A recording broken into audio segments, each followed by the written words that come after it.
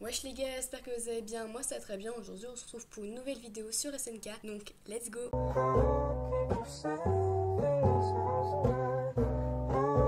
Donc dans l'épisode, on va vraiment retrouver beaucoup d'informations sur les titans, la création des murs, puis le passé de Grisha. Ils sont sur une île s'appelant le paradis. D'ailleurs, du coup, qui est Grisha? Alors si vous ne le savez pas, c'est le père d'Eren. L'épisode est vraiment centré sur Grisha. Au début, on le voit très petit, accompagné de sa sœur, il se promène dans la ville. Il s'arrête pour admirer un ballon dirigeable. Mais à ce moment-là, deux gardes demandent à Grisha et sa petite sœur s'ils ont une autorisation de sortir. Donc n'ayant aucune lettre, Grisha a le choix entre une punition ou en gros la mort et demande de recevoir la punition de sa petite sœur pour qu'elle ne souffre pas. Grisha reçoit donc des coups un peu partout, puis sa sœur, elle rentre accompagnée d'un des deux gardes. En rentrant, il apprend que sa sœur est morte et ses parents sont tristes, puis sont donc au courant qu'ils sont sortis en douce. Le père de Grisha pense juste à sa survie, ne pense pas à ses enfants et à sa femme, par peur de mourir. Grisha va donc grandir et va créer une rébellion contre le peuple de Marle. Ils veulent remettre Eldia au pouvoir. Donc tout ça, ça a été expliqué au début de l'épisode, qu'en gros, Ymir avait créé les murs, etc.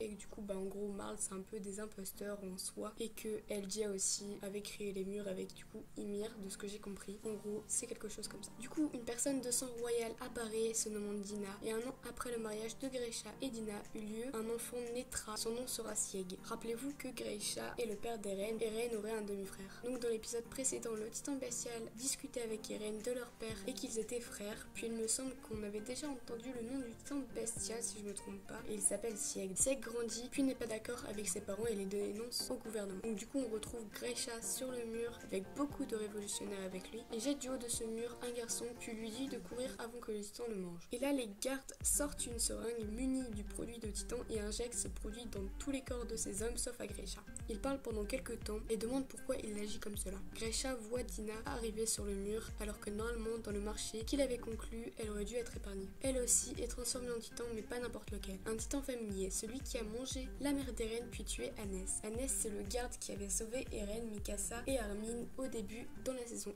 1. Après ça, une autre personne est changée en titan, puis au moment de balancer Grisha, le garde tenant Grisha le protège et balance son compagnon en titan. Le garde tenant Grisha était la chouette, et là, à ce moment-là, il lui dit que c'est comme cela que l'on se change en titan, et l'épisode se finit sur sa transformation. Donc cet homme, on ne sait pas qui c'est, à part que du coup, c'est la chouette. Les gars, en fait, je suis désolée, j'ai carrément oublié une information. En fait, à la fin de l'épisode, ça se finit pas sur ça. Eren va se réveiller et va paniquer parce que du coup, c'est lui qui aura vécu tout cela dans sa tête en retrouvant du coup les souvenirs de son père. Du coup, c'est comme ça que se finit l'épisode. Eren se réveille et se souvient de tout cela. Je vous laisse avec la suite.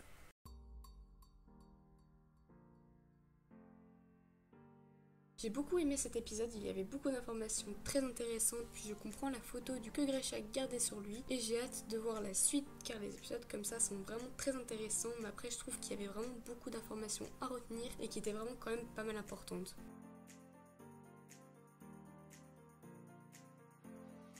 Les titans viendraient des murs de l'île du paradis vu que l'on retrouve le titan de Dina manger la mère d'Eren. Peut-être qu'on va avoir des nouvelles sur le titan qui s'est échangé à la fin de cet épisode ou alors on va retourner auprès du bataillon d'exploration. N'hésitez pas à lâcher un pouce bleu, à mettre des commentaires, à vous abonner à ma chaîne si c'est pas encore fait. Et sur ce, je vous dis à la prochaine. Allez, ciao!